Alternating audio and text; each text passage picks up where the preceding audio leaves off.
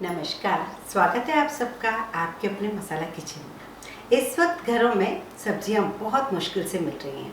आज मेरे घर भी सब्जियां नहीं हैं। आज 5th डे है, कोई सब्जी वाला नीचे नहीं आया और ऐसी सिचुएशन में हमें ऐसा कुछ करना चाहिए कि हम खाना बनाएं बहुत ही कम इंग्रेडिएंट्स से। ये वीडियो आपको पसंद आए तो लाइक शेयर सब्सक्राइब ज़रूर कीजिए और बताइए मुझे कैसा लगा। नाश्ते चाहे हम कितने भी बना लें, लेकिन खाना तो खाना ही होता है। हमें दोपहर को, रात को खाना तो चाहिए। तो ऐसे में मेरे घर भी आज सब्जियां नहीं हैं, तो मुझे याद आई हमारे घर में बनता है ये दाल मूंग। इसको दाल मूंग बोलते हैं। तो मैंने आधी कटोरी चना दाल, आधी कटोरी हरे दाल, हरे जो मूंग होते हैं साबुत, वो भिगो दिए हैं। अब इसे मैंने 3-4 घंटे से भिगो दिए, अच्छे फूल गए। इसे हम बनाएंगे। तो जो आज मैं बनाने वाली हूँ, मुझे कुछ भी सामान नहीं चाहिए, लेकिन बहुत ही मज़ेदार से ये खाना बनेगा। तो इसका पानी हम हटा देते हैं। यहाँ देखिए, मैंने एक प्रेशर कुकर रखा है, उसमें ये धुली हुई दाल और मूंग डाल रही हूँ। इनकेस आपके पास ये दोनों में से कोई एक है तो बनाइए, इसी तरीके से बना सकते हैं। ये उसके साथ भी चलता है, सिर्फ चना दाल या सिर्फ हरे मूंग। इसमें पानी इतना डाल दीजिए, ये दाल के ऊपर 2 फिंगर ऊपर आना चाहिए पानी। यहाँ देखिए, स्वाद अनुसार नमक डालेंगे और हल्दी पाउडर 1 चम्मच मैंने जैसे नमक डाल दिया और आधा चम्मच से कम हल्दी। अब इसे हम बंद कर देते हैं। 2 विसिल बजे, फिर 5 मिनट के लिए मैं स्लो गैस कर देती हूँ और उसके बाद मैं गैस बंद कर दूँगी। बहुत ही सरल रेसिपी है इसकी। तब तक मैं एक इसके साथ जो रोटी खाई जाती है उसकी तैयारी कर लेती हूँ। यहाँ देखिए, 2 कटोरी गेहूं का आटा लिया है, उसमें स्वाद अनुसार डालूंगी नमक। इसमें डालेंगे हम काली मिर्च कुटी हुई, थोड़ा सा डालेंगे जीरा और इसमें डालेंगे घी। आप रिफाइंड से भी बना सकते हैं, अगर घर में मलाई है वो भी डाल सकते हैं, और घी है तो घी डालिए। ये करीब 2 टेबल स्पून हम डालेंगे इसके अंदर घी। और आप चाहें तो इसमें लाल मिर्च भी डाल सकते हैं, पर एक्चुअल ये काली मिर्च और जीरे से ही बनती है। ये देखिए, सब तरफ घी मिक्स हो जाए, फिर इसे गूँथेंगे। और इसे हमें क्या करना है, गेहूं का जो रोटी बनाते हैं उससे हमें टाइट गूँथना है। और एक चीज़ मैं और बताऊं, जैसे इसके साथ जो खाई जाती है वो प्याज वाली कोकी खाई जाती है। आप जानते होंगे प्याज वाली कोकी कैसे बनती है, मैंने भी वीडियो बना रखा है, उसकी लिंक मैं आपको डाल दूंगी इसी के वीडियो के नीचे, तो आप उसे देखिएगा। तो बहुत बढ़िया बनती है। पर इनकेस आप प्याज नहीं खाते या प्याज भी नहीं है घर में, तो आप इस तरीके से बनाइए, ये भी बहुत ही बढ़िया बनेगी। इसे हम बिस्किट रोटी कहते हैं। यहाँ पर लास्ट में बहुत थोड़ा सा घी लगा के इसे एक सा करके हम करीब 15-20 मिनट के लिए इस आटे को सेट करने के लिए रखेंगे। यहाँ देखिए, जो मैं अभी आलू ले रही हूँ वो है मेरे पास बॉयल्ड आलू। आप कच्चा भी ले सकते हैं, अगर कच्चा लेंगे तो थोड़ा स्लो गैस पे उसे अच्छे से सेकिए सॉफ्ट होने तक। अब बॉयल है तो मैं यहाँ पर ऑयल ले रही हूँ और इसमें ये आलू आधे पीस काट लिए हैं मैंने और ये डाल देती हूँ।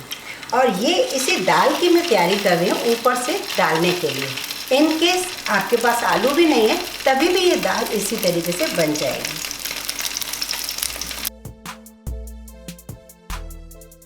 यहाँ देखिए, ये आलू इस तरीके से गोल्डन हो रहे हैं, इन्हें हम पलट देंगे। अब दूसरी साइड से भी इन्हें सेक लेते हैं। ये देखिए, दोनों तरफ से आलू सिक गए हैं, इन्हें हम निकाल लेते हैं।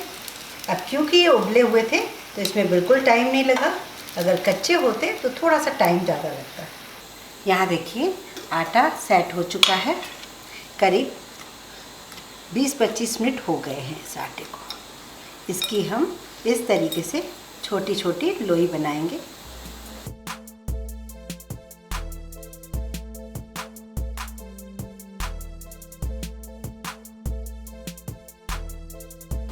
इस तरीके से हमें लोई बनानी है। बाकी का आटा हमें ढक कर रखना होगा। यहाँ बेलन से हमें बेलना है। आप बड़ी भी बना सकते हैं, छोटी छोटी भी बना सकते हैं। यहाँ पर थोड़े से कट लगा लीजिए नाइफ से। इससे क्या होता है, कोकी जो होती है, हमारे यहाँ इसको कोकी बोला जाता है। ये पराठा जो है अंदर तक क्रिस्पी बनता है। ये देखिए, इसी तरीके से और भी बेल लेते हैं।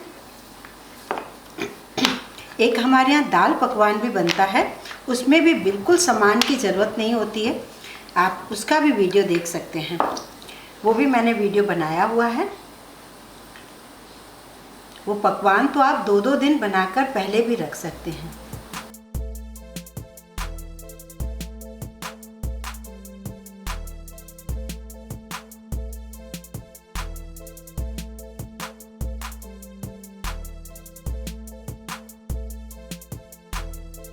यहाँ मैंने एक तवा रख दिया है। तवा बहुत ज़्यादा गर्म नहीं होना चाहिए। थोड़ा सा ऑयल लगा के आप इस पराठे को यहाँ डाल दीजिए। कुछ सेकंड के बाद आप इसे पलट दीजिए। आप दूसरी तरफ से पकने दीजिए।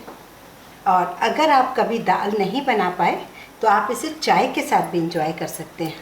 बहुत टेस्टी बनती है और इसमें हमने कुछ ऐसी चीज़ नहीं मिलाई है जो आपको परेशान होना पड़े। घर में आटा तो होता ही है, तो आप इसे रख भी सकते हैं, 1 आध दिन चल जाती है ये। और अच्छे से घी डालिए तो बहुत ही बढ़िया रहेगी। ये दूसरी तरफ से भी हमने सेक लिया है। अब इसे धीमी आंच पे इस तरीके से दबा दबा के सेकिए।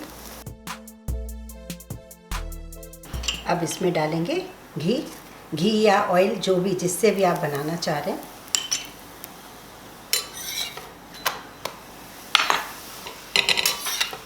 ये देखिए, दोनों तरफ से सिक चुकी है। हमने मोयन अंदर अच्छे से डाल दिया था घी, तो अब देखिए सिर्फ 1 चम्मच ही घी डाला है, तो इससे ज़्यादा बिल्कुल भी ज़रूरत नहीं पड़ रही है। ये इस तरीके से बनाते जाइए। ये देखिए, ये करीब 8 पराठे बन चुके हैं। अब हम दाल को देखते हैं। यहाँ देखिए, हम दाल को चेक करते हैं। ये दाल जो है बिल्कुल सॉफ्ट होनी चाहिए। ये मूंग और दाल बिल्कुल सॉफ्ट हो चुकी है और इसमें हल्का सा पानी है। अब आपका मन करे तो इसे हल्का सा मैश कर सकते हैं, पर वैसे इसे आप इसी तरीके से लाएं तो ज़्यादा अच्छा है। और पानी बहुत ज़्यादा नहीं होना चाहिए। अगर आपकी इस तरीके से सॉफ्ट नहीं है तो 1 आध विसिल और लगा लीजिए। और ये डिपेंड करता है आपने कितनी देर उसको भिगाया हुआ है। एक यही दाल है इकलौती कि इसमें बहुत मसाले नहीं चाहिए होते हैं। प्याज भी आपका मन है तो आप ऊपर से डाल दीजिए। टमाटर की ज़रूरत नहीं है, डालना चाहें तो ऊपर से डाल सकते हैं। यहाँ देखिए, दाल में हमने नमक हल्दी डाल दी थी। बाकी सारी चीज़ें आप अपने अकॉर्डिंग डालिए, जितना आप पसंद करते हैं। थोड़ा सा लाल मिर्च पाउडर, थोड़ा सा अमचूर पाउडर, थोड़ा सा धनिया पाउडर, बहुत थोड़ा सा गरम मसाला, जीरा पाउडर। बस इन्हें हमें सेकना नहीं है। अब इसके ऊपर हम गर्मा गर्म तड़का लगाएंगे। अब देखिए, हमारे पास पराठे तैयार हैं, दाल तैयार है और इसके ऊपर ही आप आलू के पीसेस डाल दीजिए, फ्राई किए हुए। प्याज डाल सकते हैं, बारीक कटा टमाटर हो तो वो डाल दीजिए, अदरक ग्रेट किया हुआ डाल दीजिए, हरी मिर्च तड़के में डाल दीजिए या ऊपर से ऐसे कच्ची डाल दीजिए, थोड़ी सी मीठी चटनी डाल दीजिए। उसके बाद घी का या ऑयल का तड़का लगा दीजिए, हींग जीरे का। पर मैं जैसा आपको बता रही हूँ उस तरीके से खाएंगे तो आपको बहुत मज़ा आएगा। कैसे प्लेटिंग की जाती है वो मैं बताऊँगी। अभी हम इसमें तड़का लगा रहे हैं। यहाँ देखिए, मैंने यहाँ 2 छोटे चम्मच ऑयल डाल दिया है, 2 सूखी साबुत लाल मिर्च, बहुत थोड़ा सा जीरा, 1 पिंच हींग। आज मेरे घर भी टमाटर भी नहीं है, धनिया भी नहीं है। वो तो क्या मैं स्टोर करके रखती हूँ, आपको भी बताती हूँ। हमेशा रखिए तो काम चल रहा है, वरना बड़ी दिक्कत है। अब इस घी को हम